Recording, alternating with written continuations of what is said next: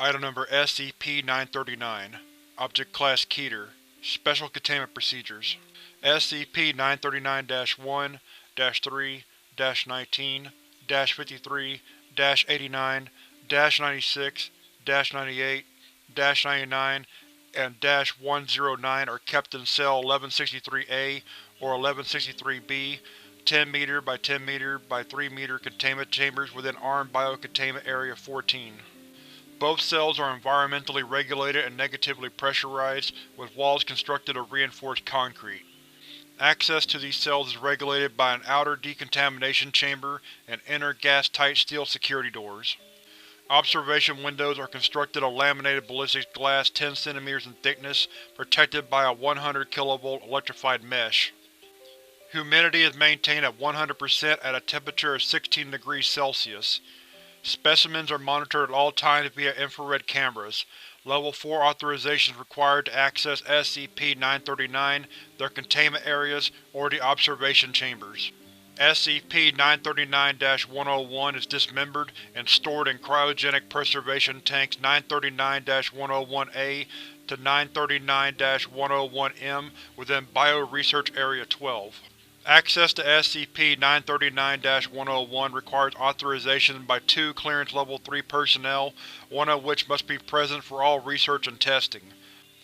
The contents of only one 939-101 tank may be accessed at any given time. Core temperatures of SCP-939-101 tissues must be monitored while removed from cryogenic preservation. Should core temperature exceed 10 degrees Celsius, tissues are to be returned to their corresponding tank and all testing suspended for a period of 72 hours. Barring core temperatures exceeding 10 degrees Celsius, research of SCP-939-101 tissues may continue as long as its ramblings and pleas for release may be tolerated. Containment cells should be cleaned bi-weekly. While this takes place, SCP-939 specimens will be transferred to the adjacent cell. During this time, the cell's door and observation window must be inspected for damage and repaired or replaced accordingly. Heavy sedation of all SCP-939 is required before any interaction, including transfer between cells and experimentation, may take place. See Document Number 939-TE4 for transfer and experimentation protocol. Level 3 hazmat gear is to be worn by personnel during interactions with SCP-939 specimens and in any areas which SCP-939 have been known to inhabit. Afterward, standard decontamination procedures are to be observed by all personnel involved to ensure no secondary spread of amnestic agents occur. Following Incident ABCA 14-939-3, all non-Class D personnel interacting with SCP-939 for any length of time are required to wear 2 waterproof electronic pulse monitors for the duration of such interaction. These pulse monitors will transmit to a wireless monitoring system independent of a facility's main power grid, with at least one backup power system on standby. Should both an individual's pulse monitors flatline or otherwise malfunction, the wearer will be presumed dead, personnel instructed to disregard all the wearer's subsequent vocalizations, and a breach of containment declared automatically. Security personnel responding to such a breach are likewise required to wear these pulse monitors. Additionally, all live SCP-939 must be implanted with subdermal tracking devices upon capture. Description: SCP-939 are endothermic, pack-based predators, which display atrophy of various systems similar to troglodytic organisms. The skins of SCP-939 are highly permeable to moisture and translucent red, owing to a compound chemically similar to hemoglobin.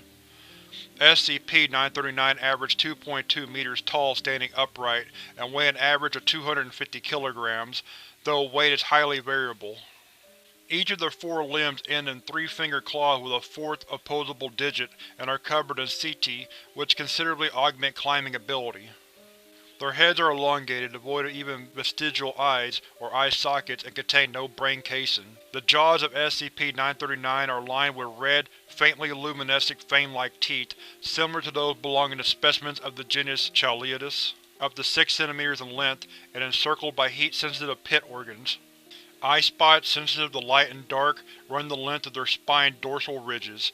These spines may be up to 16 cm long and are believed to be sensitive to changes in air pressure and flow. SCP-939 do not possess many vital organ systems. Central and peripheral nervous systems, circulatory system, and digestive tract are all absent. SCP-939's respiratory system is atrophied and serves no apparent purpose beyond spreading AMN-C227, see below. SCP-939 have no apparent physiological need to feed, nor any way to digest consumed tissue. Ingested material typically accumulates in the respiratory system of SCP-939 and is regurgitated once the amount is sufficient to markedly inhibit its function. Despite the absence of many vital organ systems, SCP-939 are capable of bearing live young. See Addendum, October 16, 1991. SCP-939's primary method of luring prey is the imitation of human speech and the voices of prior victims, though imitation of other species and active nocturnal hunts have been documented. SCP-939 vocalizations often imply significant distress. Whether SCP-939 understands their vocalizations or are repeating previously heard voices is the subject of ongoing study. How SCP-939 acquired voices is not currently understood. Specimens have been documented imitating victims despite never hearing the victims speak. Analysis of SCP-939 vocalizations cannot distinguish between SCP-939 and samples of known victims' voices. The use of biometric voice recognition security or identification systems of any installation housing SCP-939 is strongly discouraged for this reason. Prey is usually killed with a single bite to the cranium or neck. Bite forces have been measured in excess of 35 megapascals. SCP-939 exhale minute traces of an aerosolized Class C amnestic, designate AMN-C227. AMN-C227 causes temporary anterograde amnesia, inhibiting memory formation for the duration of exposure, plus an average of 30 minutes. It is colorless, odorless, and tasteless, with an estimated ECT-50 for inhalation at 0.0015 mg a minute per meter cubed. In well-ventilated or open-air environments, risk of exposure to ECT-50 is greatly reduced, but not negligible. AMN-C227 is typically undetectable in the bloodstream 60 minutes following cessation of exposure. Reported sensations of disorientation and mild hallucinations immediately following removal from environments saturated with the agent are similar to recreational use of numerous psychoactive substances and easily mistaken as such. Note: March 23, 2005. This report pertains to Morphology Alpha. For information regarding Morphology Beta, see Experiment Log 914. AMTF News 7 After Action Report. Addendum, November 14, 1981. A log of radio traffic between captured teams during initial contact with SCP-939 is available here. Addendum, April 11, 1982. Due to SCP-939's intense aversion to bright light, it has been deemed a minimal risk of escape. Standard fluorescent hallway lighting is sufficient to deter SCP-939-1 from leaving its darkened cell. See Addendum, September 20, 1991. Addendum, June 29, 1987. Preliminary research into AMN-C227 suggests potential for use of the general-purpose amnestic. Methods of mass-producing the agent, as well as possible adverse effects, are being investigated at Biocontainment and Research Site-06. Addendum, October 3, 1990. AMN-C227 has been approved for use as a Class C amnestic. Projected annual production at Bioresearch Area 12 by SCP-939 respiratory tissue cultures is expected to surpass 3 liters. Addendum, September 20, 1991. Containment of 9 SCP-939 specimens have been compromised following a Silent Night breach scenario at Biocontainment and Research Site-06. Nearby civilian settlements have been evacuated on the pretense of a coming storm. Recovery teams have been deployed to the area. Addendum, October 16, 1991.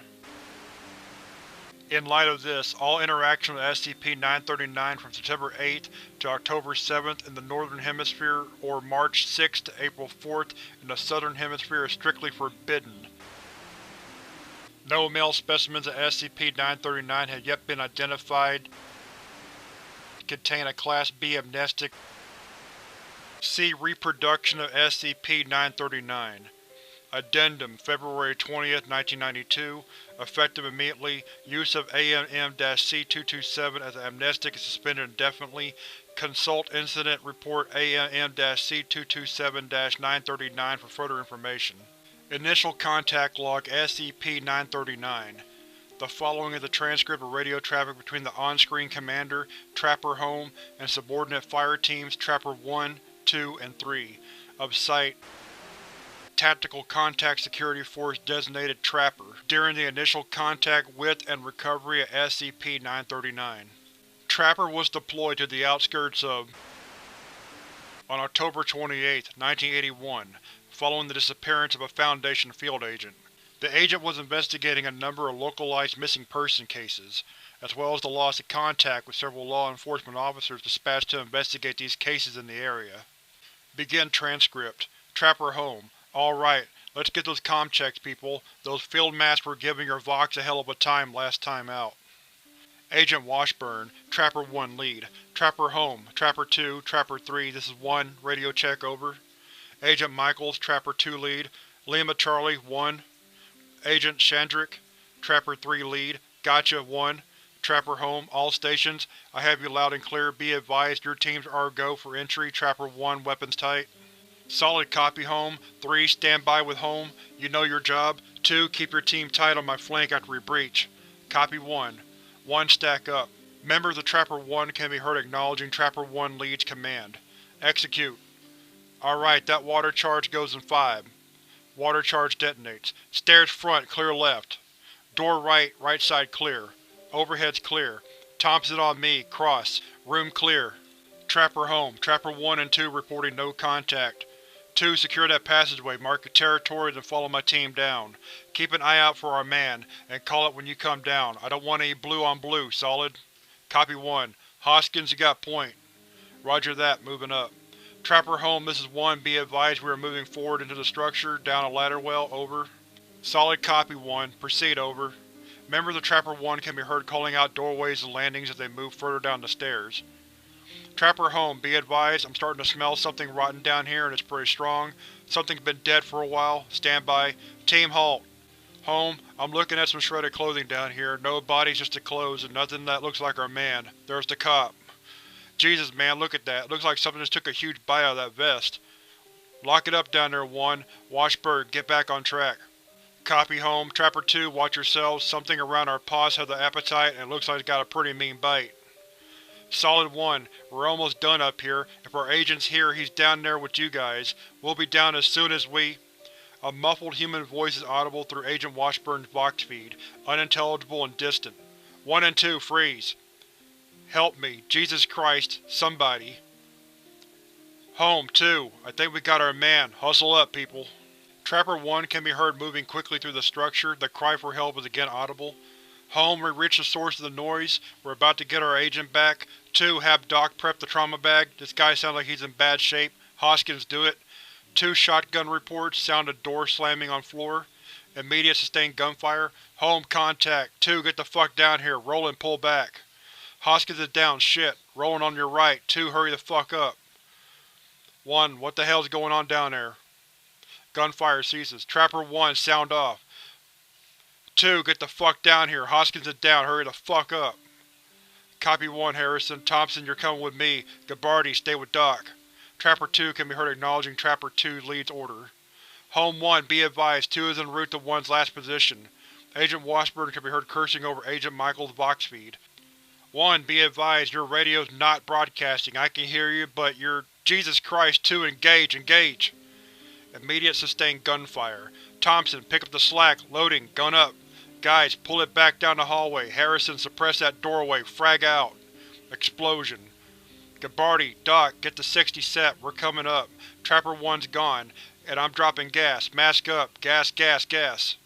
3 muffled popping sounds can be heard. Coming up the stairs. They're slowing down, get 3, Michaels. Home, we deploy VX and need 3 down here and mop for cleanup, set up decon. Roger 2, we're already on our way. Shit! Gunshot. Whoa, nice shot, Gabardi. Home, we've got an unconscious one. We're gonna need a mobile containment unit, and medical support for the candidate. I think it sucked down some VX. I'm not hearing any more movement down those stairs, Home. Copy 2, stand by for link up with 3, extricate the candidate, and hit decon. We're done here. End transcript. Reproduction of SCP-939. Document number 939-00-62, Reproduction of SCP-939. On September 25, 1992, SCP-939-1 gave birth following a gestation period of roughly 12 months. Litter SCP-939-A contains 6 specimens numbered SCP-939-A1 to SCP-939-A6. SCP-939-A1, A4, and A5 were male, while A3 and A6 were female. SCP-939-A2 was stillborn and immediately cannibalized by SCP-939-1. SCP-939-1 made no attempts to interfere with confiscation of its offspring. Vivisection of SCP-939-A1, A3, A4, and A5 found them to be morphologically and genotypically indistinguishable from healthy human infants. Footnote 1. Several researchers who participated in the vivisection subsequently requested Class B amnestics. It should be standard policy to grant these requests after all relevant data has been collected. 05. The remains of SCP-939-A1 and SCP-939-A3 are kept preserved in Biological Materials Storage Units 939-026-C and 939-026-D, respectively, within Bioresearch Area 12. Remains of SCP-939-A4 and SCP-939-A5 were incinerated. SCP-939-A6 will be transferred to for observation as it matures. It will undergo monthly physical examination, supplemented with any additional measures deemed necessary. Document number 939-A6-16, Transfer of Dr. Note: March 16, 1997. After overhearing numerous conversations between personnel, SCP-939-A6 has come to believe its name is Keter. Given the marked positive effect on its mood, staff are advised to neither encourage nor discourage this assumption. Both its mental and physical development have remained consistent with human norms. Document number 939-A6-33, Emergency Medical Log SCP-939-A6. Date: January 9, 2001. At approximately 2000 hours, SCP-939-A6 began acting increasingly unsettled. When questioned, it reported a sense of malaise. Breathing was observed to be rapid and shallow. SCP-939-A6 was escorted to the medical ward for further examination. Heart rate was measured to be erratic, averaging 190 beats per minute.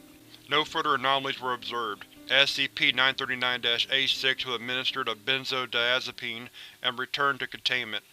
Probable panic attack. Trigger undetermined. At approximately 0430 hours, SCP-939-A6 reported the same symptoms, accompanied by a mild headache and aversion to light. Examination returned identical results to the previous day. SCP-939-A6 instructed to rest, administered a sedative, and returned to containment. Date: January 24, 2001. Symptoms outlined above persisted for 2 weeks before intensifying. SCP-939-A6 destroyed the lighting fixture in its enclosure and was found to have assumed the fetal position underneath its bed at 0140 hours. A6 staunchly resisted leaving its chamber, requiring it to be carried to Area Medical Ward. It complained of a severe headache, intense aversion to light, hypersensitivity to auditory stimuli, intense chest and abdominal pain, and uncomfortable warmth, commenting that it hurt too much to cry. A6's core body temperature measured to be 41.2 degrees Celsius. Technicians were unable to locate a pulse. MRI indicated a reinforced concrete containment cell was immediately prepared for SCP-939-A6. The cell's lighting was dimmed and a large basin full of water provided at its request. Date: January 26, 2001. SCP-939-A6 immersed itself in the provided water basin and remained inactive for a period of approximately 41 hours, at which point it began violently tearing at its skin. It displayed a considerable amount of distress upon realizing its skin was sloughing off, but appeared unable to stop. At 2236 hours, Dr. reported SCP-939-A6's head detached itself. By 2240 hours, it appeared morphologically identical to, albeit much smaller than, SCP-939-1. Addendum: February 13, 2001. SCP-939-A6 has been redesignated SCP-939-101. It will be transferred to Bio-Research Area 12 for further study. Document Number 939-101-77, Audio Log 939-101-A Number 13. Begin Log 10:16 hours, May 22, 2004. Access to Cryogenic Preservation Room 939-101 granted to Dr. Access to CGPT-939-101-A granted. SCP-939-101. Excuse me, mister, why are we here? It's bitterly cold and we would like to go home now. We're very late for our bedtime and we're very sorry. We didn't mean it. Have you seen our pictures? We like drawing. Daddy hung them on the wall except for sometimes when the others in white coats took them away. Daddy told us not to draw pictures like those. They made him sad, so we did our best to draw other things, but sometimes we forgot. Sometimes Daddy hid the pictures or ripped them up. He told us it wasn't that he didn't like them. He said it was to keep us safe from the mean doctors in the white coats, but then the doctors took Daddy away. They made us get shots and told us to forget about Daddy, but we're scared of needles without Daddy around. We didn't forget Daddy. Daddy forgot us, though. We think it was the doctor's fault. Daddy wouldn't forget about us, would he? They gave us a fake Daddy and told us it was the real Daddy, but we knew better. The doctors made us get more shots. They kept telling us fake Daddy was real Daddy, but they couldn't fool us. We told them it was wrong to lie just like Daddy told us, and then they stopped lying. They made us be by ourselves, but they gave us paper and pencils and paints, and told us we could draw whatever we wanted, so we did. Sometimes we drew Daddy, sometimes we drew what Daddy told us not to draw. The doctors took all our pictures. Sometimes the doctors in the white coats and the people with the big black shirts with lots of pockets and helmets that carried bent windows, and what did Daddy call them? I forgot. They walked with us down the hall for our checkups.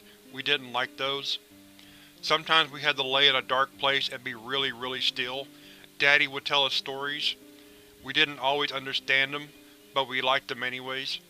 There were stories about places that didn't have ceilings, where up was forever and the ground was white. We think it's silly. Everywhere has ceilings, doesn't it? After the doctors took Daddy away, we didn't get to hear stories anymore. Then we didn't feel good.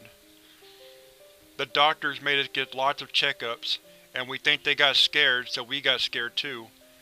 We had a really bad headache, and the lights bothered us, and so did noises. We wanted to find lots of cool water away from the bright lights until our headache went away. They let us be in the dark and gave us lots of water, but the water made us itch all over. When we scratched, sometimes our skin came off. We were so scared, we kept asking for Daddy, but he never showed up. Eventually we didn't have any skin left, but it was okay because we didn't need it anymore. We stopped itching after that. The lights stopped bothering us so much, and the headache went away after our old head came off. Lights still bother us, but not as much as they did. We don't see right anymore. We got so hungry. It was bad, but we ate our old skin and our old head. It tasted good, but it was still bad. We were still hungry after that and asked for food. They gave us food, even our favorites, but none of it tasted right to us. All that tasted good was one piece of meat. We asked for more of that. They locked 2 people in the dark with us. We asked them not to, but they didn't listen to us. We weren't hungry for a while after that, but we're hungry now. We're so sorry. We know lying is wrong. We didn't mean it. End log 10:37 hours. Incident Report AMN-C227-939. SCP involved SCP-939.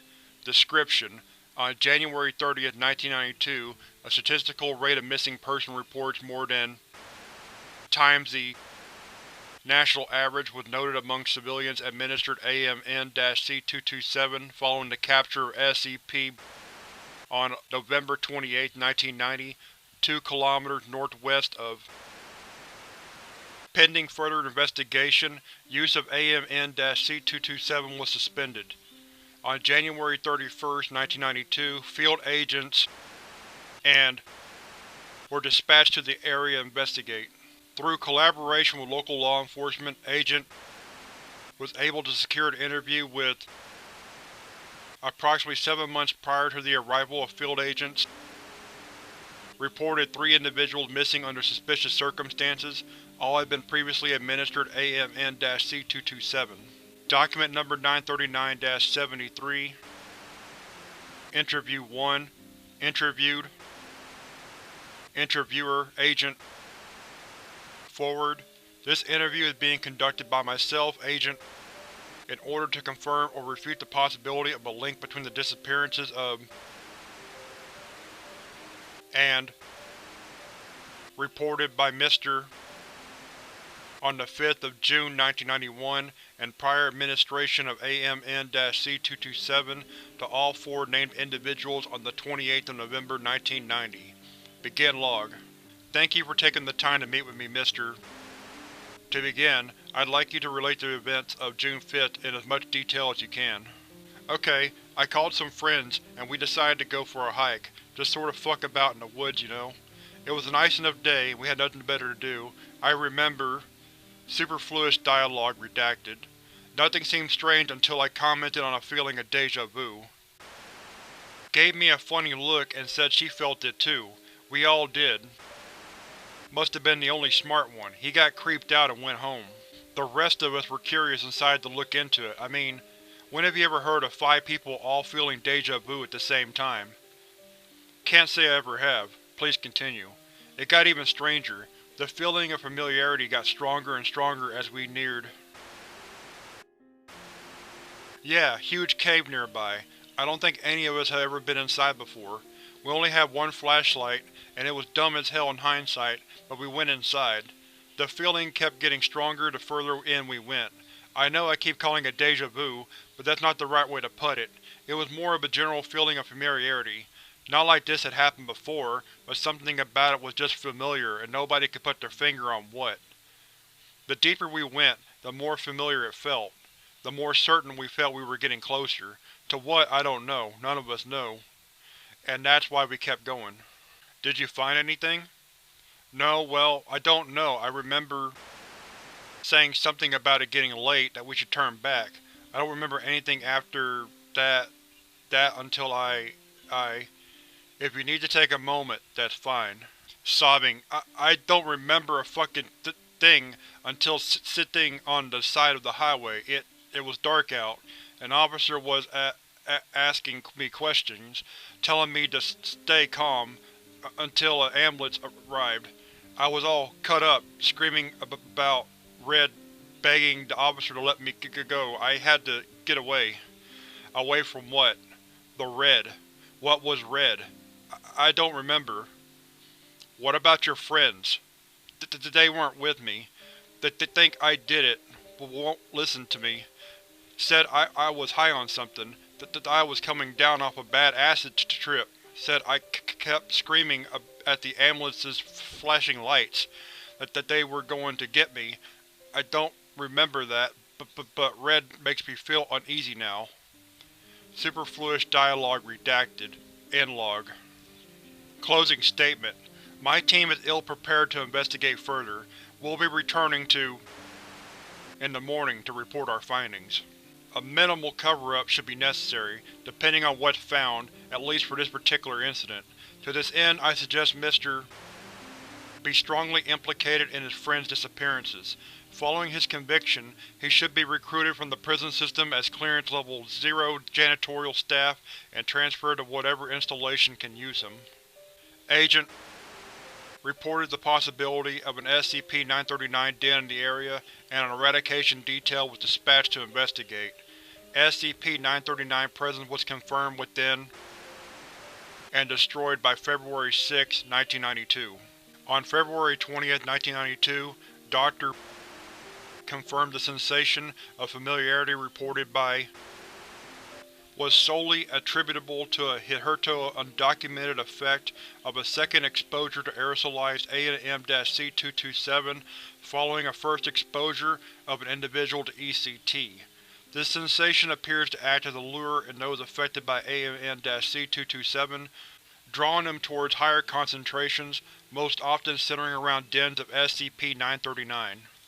Addendum: March 1, 1992. AMN-C227 aided tracking of SCP-939. We can use this. Anyone exposed to a concentration high enough for temporary anterograde amnesia to manifest can stalk them like bloodhounds if they know to identify the misplaced sense of familiarity for what it is.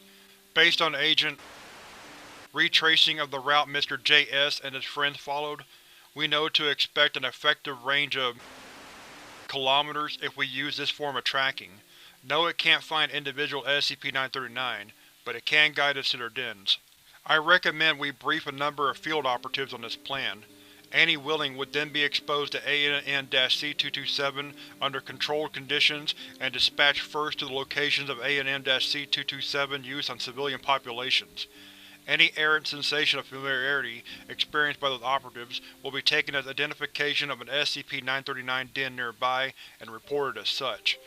Eradication teams will be dispatched to investigate, destroying these dens as they are located. After this has been accomplished, I believe the dispatch of these operatives to major population centers to facilitate their securing, coupled with standard monitoring of civilian, military, law enforcement, and channels of information is the best course of action to locate and exterminate SCP-939 in the wild. Dr.